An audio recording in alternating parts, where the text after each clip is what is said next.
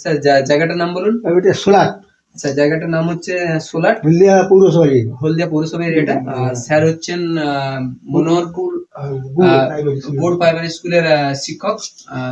Sir আমার পুরো পরিচিত। আর দাদার নাম বলুন। পল্লব সিনহা। পল্লব সিনহা। তো দাদার বাড়িতে এসেছি। এটা দেখুন, এটা একটা ছোট প্রজাতির বাজ, এটাকে শিখরা বাজ বলা হয়। আর এটা পাখিটা ইনজোর্ড হয়েছে, এখানে জালে আটকে গেছিল। এর পায়ের আঙুলগুলো প্রচন্ড ধারালো, আমার হাতে লাগছে। এর একদিকে ডানা ইনজোর্ড হয়েছে, কিন্তু মুখে খোঁড়ায়নি না। বাপরে বাপ, আমার পাটা দিচ্ছে, হাতটা দিচ্ছে। হ্যাঁ, ছাড়বে ছাড়বে ছাড়বে ছাড়বে। যারা ধরে লাগে কোনো অসুবিধা নেই, মানে গেথে দেয় রে। হ্যাঁ, এবার আঙুলগুলো খুব শুধু এই তো মেন। এরা কি করে জানেন? নখ দিয়ে এই করে ওইখানেই নখ দিয়ে উড়ন্ত পাখিকে শিকার করে। মানে ধরে লাগালি যায়। Very scary. এই ডানাটা ইনজুরি আছে মোটামুটি।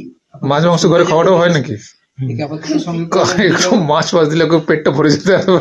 মাছ খাবে না, এই পাখিটা কি শিকার করেই খায়। দেখবো যদি মাছ খাওয়াতে পারি। মাছ একটু নাহলে মাংস কেটে নিয়ে গিয়ে ওকে দিয়ে দিতে হবে। পাটাগুলো দিলে নখগুলো দেখেছেন? হ্যাঁ, পুরা গেথে দেয়। মানে সন্ধ্যাবেলা জড়িয়ে ইঁদুর টিঁদুর কি করে, যখন 3টার সময় জড়িয়েছে। ওরা উড়ে গিয়ে সেগুলোকে শিকার করে। আর ঠোঁটটা দেখুন একদম পুরো পাকানো। কিন্তু মুখ দিয়ে কিন্তু খোঁড়াইতে যায়নি, যা করো পা দিয়া ঘরে রে। পাখিটাকে আমরা নিয়ে যাব, নিয়ে গিয়ে আগামীকাল একটু মোটামুটি একটু ট্রিটমেন্ট করবো। তারপর পরিস্থিতি দেখে যদি স্বাভাবিক মনে হয় তাহলে আবার প্রকৃতিতে ছেড়ে দেওয়া হবে।